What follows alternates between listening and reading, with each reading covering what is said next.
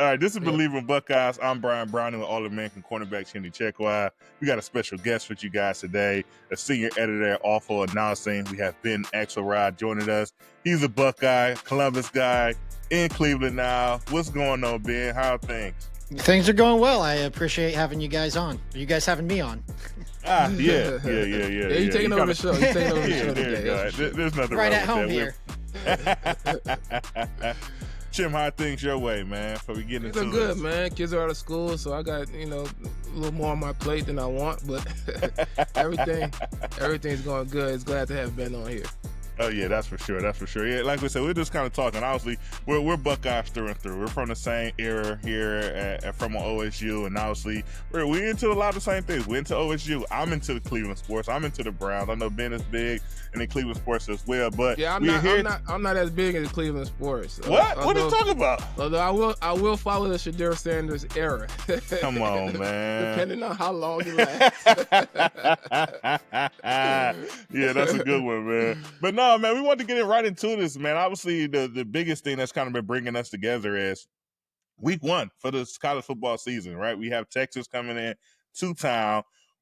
It was announced it's going to be on Fox. I know time is tentative, but we know Fox usually sell a big noon program where they like to play their games. And we're upset. We are upset about this. Yeah. And now we're trying to put our minds together to figure out what can we do to get this corrected. Ben, we're going to kick it to you first because, we want to get your thoughts.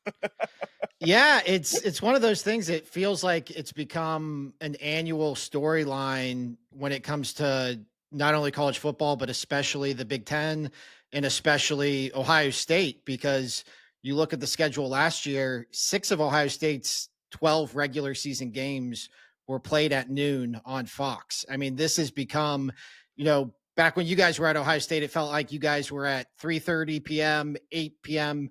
every week. It was like an exception if you guys were at noon. That was like typically the Michigan game and maybe like 2 other games early in the season. Now, like noon is Ohio State's home. And obviously that's something that I don't think a lot of fans are excited about, especially when it comes to these high profile games. You saw last year when Ohio State went to Penn State and Happy Valley, they were protesting it. They were so upset that wasn't a whiteout game at night and you didn't get that big time atmosphere up there. And now with Ohio State, you look at week one, you're hosting Texas. This is like the biggest out of conference game of the entire college football season. And it's just going to be at noon. You guys know what it's like. I mean, to play under the lights at the Horseshoe. I heard you guys talk about that Texas game in 2005. I remember as a student, you guys played in it, that USC game in 2009. And just, that was one of the, I've been going to Ohio State games my entire life. That's one of the best atmospheres I've ever seen at the Horseshoe. So to have it be at noon week one, it just feels like it's kind of falls a little bit flat. And as far as like what we can do, like, I just think raising awareness and continuing to drum up that, that dissent, I think that's a good thing. I think that ultimately puts pressure on Fox to reconsider. Yeah, I definitely think they're feeling a little bit of the heat because the report came out here recently that, Ohio State was trying to get this game pushed to a Sunday night with Texas, and Texas refused, right? First off, if that happened, I'm assuming that actually did happen, the report coming out about it, it's kind of like, look, hey, guys, we're trying here, but, ultimately we're going to have to go back to that noon game. So I think they're feeling some of that heat. But I want to ask you, from your experience just in media, what can they actually do? Like this, they have the noon slot that's been there. They obviously created a plan around that. They want to maximize that opportunity.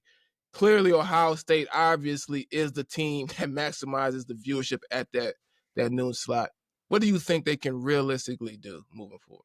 Yeah, it's really delicate, I think, for Fox because they pay a lot of money for these Big Ten rights. And you guys know, like, the biggest piece of the Big Ten rights is getting Ohio State, getting the rights to those Ohio State games. And so it's not a surprise that since Fox has come into effect as a partner, that we've seen Ohio State take up the bulk of that inventory when it comes to the games that they do put at noon.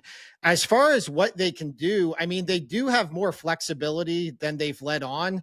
They've kind of made it sound like, yeah, it's beneficial to them because they avoid going head to head up against the ESPN windows at 3:30 and the 8 p.m. primetime window.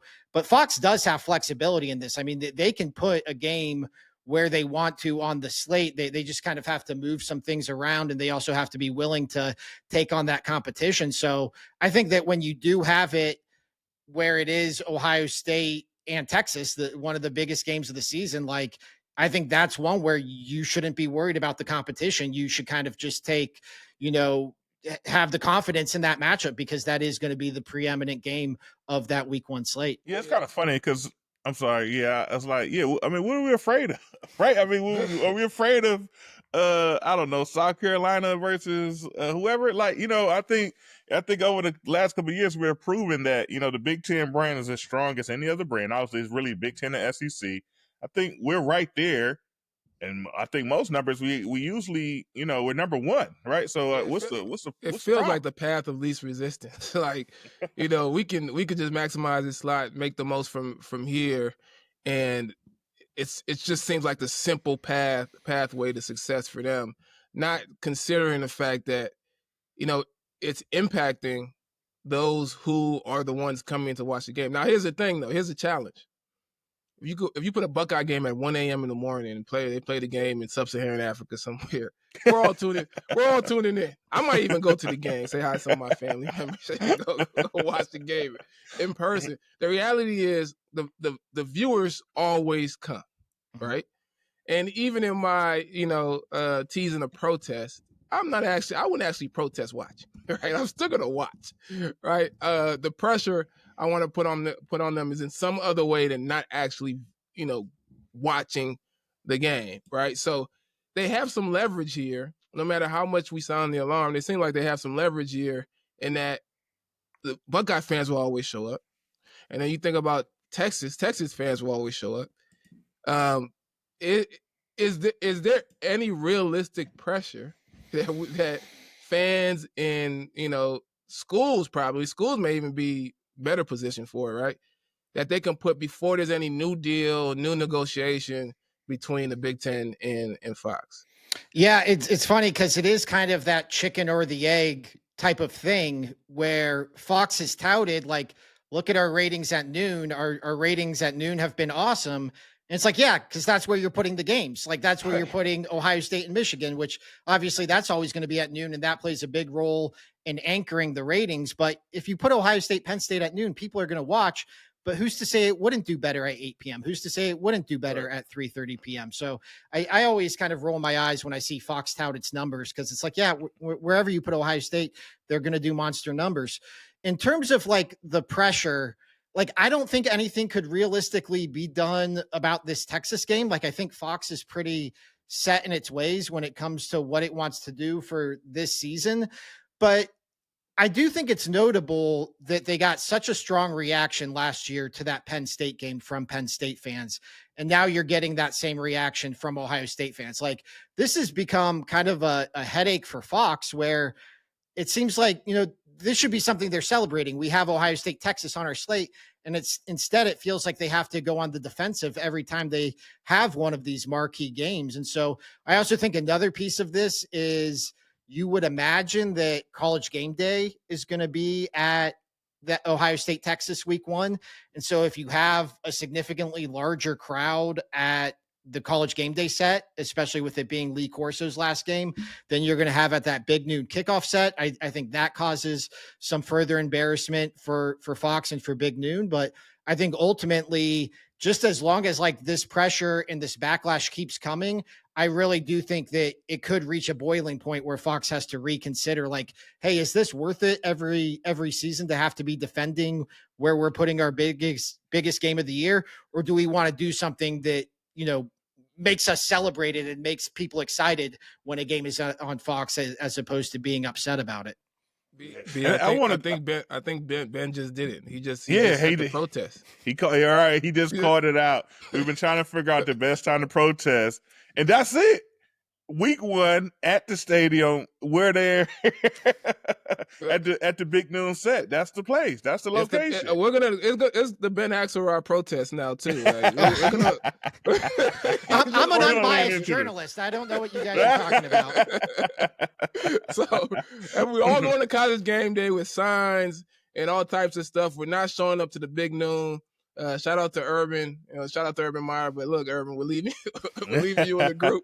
We're gonna show up with Kirk Herbstreit and Lee Corso and crew with a sign. Like you say, we got to embarrass them into doing things the right way. And exactly. I think that's the best way to do it. But now I wanted to kind of bring up, like, you just brought up Urban. We know when Urban was at Ohio State, I think he was the most, what I want to say, polarizing figure when it came to, like, really getting his way with certain things, right? And we kind of all hear the stories about, I think recently, he was talking about, kind of implementing almost like a church service type of program there. And if not, if he couldn't get it, he was going to lose a job. You kind of hear these kind of things from Urban. Now, Urban obviously works for Fox, right? So he can't be too critical of, the decisions that they're making. But what if he wasn't working for Fox? What if he was still under the Ohio State program? Do you think he'll be able to kind of put more pressure on the situation and kind of get the games dictated? Because, we hurt things, right? We lose recruits coming to Ohio for certain times. They're in certain locations. They just can't get there. Things of that nature are in play when you kick off at noon for some of these huge games. Yeah, so I covered Ohio State previously. I covered most of Urban Meyer's time at Ohio State. And he was going from Jim Tressel to Urban was such a culture shock in terms of how aggressive he was when it came to recruiting and not just being on the recruiting trail, but the things he would do to amplify every advantage that Ohio State has. You think about, go back to that 2016 Ohio State game. If you look back at it, or the game against Michigan, they're wearing black helmets. Like, they're wearing alternate helmets for the Michigan game because Urban thought it could give them the slightest advantage possible in terms of recruiting to be wearing alternate helmets. And I know for a fact, like, he favored the night games because it gave you a better atmosphere for when recruits were visiting. It gave you more time for recruits who might be coming from out of town to get to Columbus and spend the day in Columbus, as opposed to rushing up in time for a noon kick. And so I don't know if Urban would have the power to change this, because ultimately you are dealing with a massive TV network and a massive media conglomerate and Fox, but I know he would do everything he could. Like, I know he'd be making every statement, making every passive aggressive comment possible in the media, sending out social media posts, whatever he would have to do, because I do know that having games at night and doing whatever you could do to maximize your leverage and your ability on the recruiting trail, that is something that was important to Urban Meyer. Yeah, that, and the AD, Ohio State AD, has been reports that, they're trying to improve the experience at the game. Do they get an opportunity to maximize that experience? I'm wondering, like, what games this year do you get the full night game type experience? If I go back to when I played Penn State, we talked about Penn State, right? I honestly don't remember playing Penn State at noon. I'm sure we probably did at some point, but when I played in the game, I don't remember a Penn State noon game. I remember, we lost to them in a close game here in the shoe. Terrell fumbled towards the end of the game. We played there in a whiteout. We may have played a 3:30 game as well in the shoe. I don't remember a noon Penn State, which is just a foreign concept to me. But it seems like moving forward for Fox, it's the thing that, they're just doing what they're incentivized to do at this point. And it seems like the incentives push Ohio State, Penn State, some of these big games at noon. And then the other thing that's interesting is, with the expansion of the Big Ten, you have Oregon, you have USC, you have West Coast teams who are playing. When they travel to the East Coast, do those become big noon kickoffs as well, given that it's a 9 a.m. game on the West Coast? Yeah. I think they could. We've seen them actually play games out on the West Coast at like 9 a.m. local time to fit into that Fox noon window. I remember when Oregon played Colorado a couple of years ago, they had that game. I think it was 9 a.m. local time there. But I do think that's a part of all of this is you look at the Big Ten and you say, who are the premier teams in the Big Ten? It's Ohio State, it's Michigan, it's Penn State, and now it's Oregon and it's USC. But the Oregon and USC don't want to be hosting games at 9 a.m. local time out in Eugene and Los Angeles. And so that pretty much from a Fox perspective, like takes those two teams just totally off the slate in terms of scheduling home games for them. You can add Washington and UCLA to that as well. And so I think that's a big reason why you've seen so much of the responsibility really fall on Ohio State to be hosting these noon games, because they've become kind of the flag bearers when it comes to the big noon kickoff time slot. The other part about this that I find interesting is when you guys were at Ohio State, I remember that 2006 Michigan game, they kicked it off at 3:30. And it was like blasphemous that they kicked it off at 3:30 as opposed to noon. And people were wondering, is this eventually going to be a night game? Like eventually is just Ohio State going to be playing every game at 3:30 and 8 p.m. And it's funny to see the way now it's shifted where almost every game, or at least half the games, are at noon, and fans now want the games to be back at 3:30, be back at 8 p.m. because it does give you that increased atmosphere at the shoe. Yeah, I think the happy spot is a real mix, right? I mean, a big game like Texas coming to the Horseshoe should be at 9. I think that's like a no-brainer, right? But then sometimes, like, if you're playing Northwestern, yeah, we can kick off at noon, right? Let's not waste time. Let's not waste too much of the day into that game. But a happy mix is where I think things should be. But like we say, obviously Fox is kind of taking advantage to promote themselves at that big noon time. So, yeah, I don't know. Yeah. But I appreciate, Ben, you kind of setting up the protest and when it's going to happen and how it should take place. I mean, I think that's what we really needed out this conversation, right? Yeah, that's exactly what we needed. That's exactly what we needed, because we were trying to figure out how can we actually we're gonna watch the game, right? So what can we actually do? But yeah, man, you leading this protest, we really appreciate it. So, man, let me ask you: would you consider yourself part of the Lunatic Fringe? You remember the Lunatic Fringe comments from Kirk Herbstreit? Yeah. Would you? Because I'm right now I'm the treasurer of the Lunatic Fringe. Of the Lunatic Fringe. I'm the treasurer. I'm not sure if I'm going to stay in that role or not this season. But new season, yeah, man. They switch up. Yeah. Well, if you're the treasurer, then I owe you some dues because I am a card-carrying member of the Lunatic Fringe. I mean, I'm not the kind of guy to like post Ryan Day's address to the internet or anything like that. But like, yeah, that's beyond Lunatic Fringe. Yeah, that's something else. Yeah. But like, I mean, yeah. I grew up in Columbus. I went to Ohio State during the Tressel era. I covered Ohio State during the Meyer era. Like, it's actually funny because growing up in the 90s in Columbus, you were not used to beating Michigan. And then come the 2000s, all I knew was beating Michigan. So I have high standards for my alma mater. Like I just have high standards. I think that Ohio State should beat Michigan. I don't like this losing streak. I don't think that's living up to Ohio State standards. So yeah, like I was critical of Ryan Day. I was critical of the program, but I mean, they also shut me up come the playoffs. So like I made a donation to Ryan Day's charity. Like I paid my penance and now we'll see if he can become the first Ohio State head coach to win multiple national titles since Woody Hayes. There you go. Yeah, so how do you feel about Ryan Day now? I mean, he's a national champion. What can I say? There's nothing I can say. He is the reigning national champion at Ohio State. He proved me wrong. I stand by my criticism because it was right at the time, but he backed it up. He did what he needed to do against Tennessee, Oregon, Texas, and ultimately Notre Dame. So I have no qualms with Ryan Day.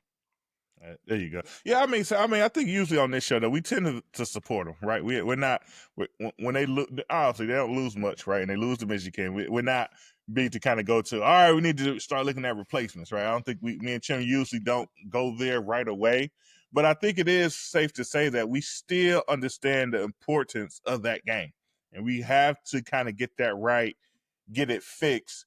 Because it's just, I don't know, it's essentially, it's embarrassing. We're talking about embarrassing Fox. It's embarrassing to us when we don't win that game against the team up north. What do you think, them becoming a national championship team and them obviously, going on that streak and coming up against some big games and obviously winning it all, how do you think that helps them get prepared for the Michigan game coming up into this season and just kind of having that right mindset about going out and getting the job actually done? I think it should give them confidence. I also think like one thing that was really hard to like rectify when they lost to Michigan this year was growing up my whole life, like if you lost to Michigan, that was it. That was the end of your season. You weren't competing for a national championship. In any other format, Ohio State wouldn't have qualified for a 14 playoff or obviously the BCS. And so it did feel like, especially because, the previous losses to Michigan, I think were kind of equally talented teams, or at least teams who were on the same level. This past year was not this. I mean, this Ohio State team was so much better than that Michigan team. And so to lose to Michigan, and you start to wonder, like, is this just like a mental block for Ryan Day? Like, is this a problem within the program where they just can't get past the Michigan game? And so I don't know if like winning the national title after losing to Michigan kind of helps them get that monkey off their back, where they can say to themselves, like, hey, like, we're not playing for our season here in the last week of November, but like we still need to take care of business. We still need to beat Michigan. I don't know, but you would think it could only help winning a national title and reinstilling that confidence, and also knowing now, like, had they not won the national title, you're probably in a position where Ryan Day's entering 2025 coaching for his job, and all the pressure that comes along with that. Yeah, and I think at some point, you get a new crop of guys. I mean, it's Ryan Day, but you get a new crop of guys. You get new coaches in. The other team, Michigan, gets a new crop of guys, guys who didn't even participate. I mean, the younger players, but didn't really participate and play in those wins. And then they got basically a whole new coaching staff. So at some point, that monkey should not still be on your back. It's on the head coach's back, right? And I do think the pressure right now is, there's a relief of pressure, right? Because as you mentioned, you're not going into the season coaching for your job. You reach the top of the mountain. You have the respect, and you can really focus on building up. But what happens typically is the pressure is relieved until you get back to that game. And then you can really bring all that pressure back in 1 week. So the hope is that that's not the case. The hope is that, you lock in, you focus, you have a little bit of an approach in preparation for mindset all year for that game, kind of like, Urban did, Tressel did, and I assume Ryan Day does currently. And when you get there, you're just ready to go. Right? You're not the sins of the past aren't weighing on you a week of the game. So that would be the most important thing. I do want to kind of get your perspective on this team, which is a new team, right? Because we had a lot of leaders and a lot of impactful players who pretty much got drafted all in the NFL this year. So you have a whole new group. How are you feeling about this new reloaded Buckeye team, and where do you stack them up against the rest of the NCAA? I mean, it should be one of the most talented teams, top to bottom, in the country. You just look at, on the offensive side of the ball, having Jeremiah Smith, and on the defensive side of the ball, having Caleb Downs. Like, those are two guys who are going to be in the top 5 of the next 2 NFL drafts. So like, that alone gives you, I think, some sort of structure and some sort of floor in terms of the talent of this roster. And we know Ohio State's been recruiting at a high level now for, ever, for my entire life, let alone what they've been able to do on the back of this national title. It all comes down to the quarterback, though. And this feels like the biggest question mark Ohio State has had at quarterback that I can remember. Even having Will Howard come in last year, you at least knew he was an experienced guy. You knew he was a guy who had played a lot of reps and done so at a big level, or at a high level. They've had, high recruits, lots of talented guys throughout the years, lots of experienced guys. The guys they have competing for the job now, Julian Sain and Kindholz, I mean, they were both high recruits, but neither of them have much experience when it comes to the college level. So that's the question: is, can whoever it is at quarterback live up to the rest of the roster and make the most of the roster the way that Will Howard did last year? But I think top to bottom, this should be one of the most talented teams in the country. And like I said, just having Jeremiah Smith and Caleb Downs and that floor that gives you, I mean, they should be in it. It would be shocking to me if they weren't in the playoff, let alone, one of the favorites heading into it. Gotcha. And one more thing I wanted to kind of get from you is that, you know, they just made the announcement that they're making another change into the format of the college football playoffs, right? We're no longer just the top divisions get that. Whoever win that division gets the bye. It goes to the top 4 teams in the nation. I guess, what's your thoughts on that? Do you think that's fair? And also your thoughts is, do you think that's going to make a better product when it comes to the playoffs this season? I do. I think that you look at the playoff last year and the way it shook out, where because the top 4 or the teams that got the buys had to be conference champions. And because I think 3 through 8 were all non-conference champions, including Ohio State, that put you in a position where it was Boise State and Arizona State getting the buys. And like Arizona State wouldn't have even made the playoff had they not won the Big 12 title game. And so that created a situation actually where it hurt Oregon, because Oregon's first game had to be against Ohio State. And then it hurt Georgia, who was the number 2 seed, because their first game had to be against Notre Dame, because you had those lesser teams in Boise State and Arizona State getting automatic buys. So I do think this is more beneficial to those teams that earn the top 2 seeds. I do think it's going to create a better product in terms of the matchups that you get, but it does take away kind of a level of unpredictability. It does take away. Last year, you had that awesome Texas-Arizona State game in the quarterfinals. You wouldn't have gotten that. And so there is some push and pull, but I think ultimately, if you're trying to reward, you know, the top seeds in the number 1 and the number 2 seed, I do think this makes it at least more fair for them. Yeah, I just want them not to make any changes. Just give me 2-3 years. Like, forget about what you feel might be better or whatever.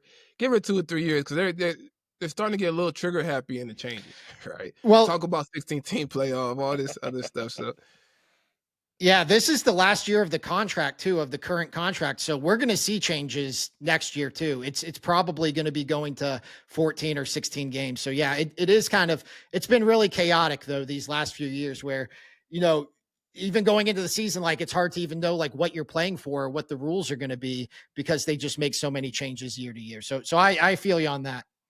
it's so many changes in such a short. I mean, you got transfer portal guys switching. You got the money situation shifting because of the settlement. You got playoffs expanding.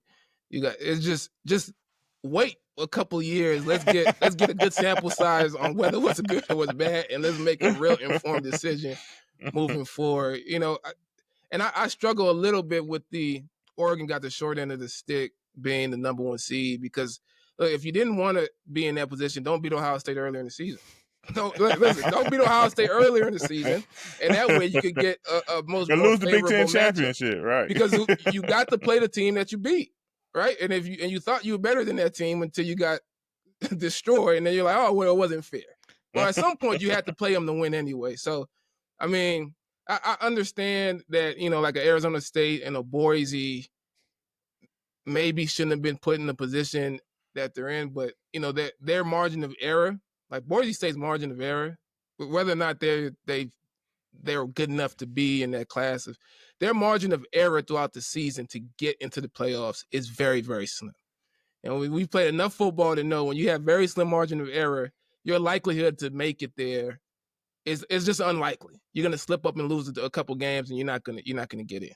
Meanwhile, the Big Ten schools and SEC schools, I mean, you had teams in the SEC that lost 4 games that they're like, there's no possible way that these. It's like, you lose 4 games, go home, regroup, raise some money, and go find some more players. But I just want them not to just pause for a second on all the changes. But I do agree that it's probably a better format. But I just want a break. Yeah.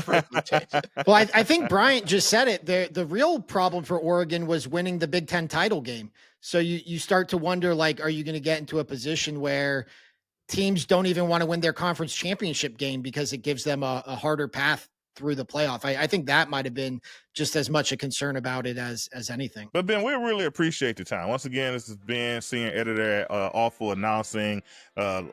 Log in on Twitter and, like, you know, find this page. Like, it's a great one. You know, they're doing all sports. They're doing all the top things. They're making When people make a mistake, we get them there. When they do something good, we get them there. So it's really a fun page to follow, and we really appreciate it. And also, we'll see you week 1, right, with a sign. What was that? At St. John's Arena, right? When we're protesting, right, and getting things correct for Fox. We'll see you out there. We appreciate you setting that time with us. And then for all the Believe in Buckeyes guys, please follow our page, YouTube, Spotify, Apple. We're here. We're doing shows. We're doing content. We're doing fun things all around Ohio State football as we gear up to defend our national title. And we're going to end this show, as always, with a nice OH. Ayo. Go There Bucks. we go. There we go. We got a pro. Class of 2011. There you go. Go Bucks. We talk to you guys soon. Go Bucks.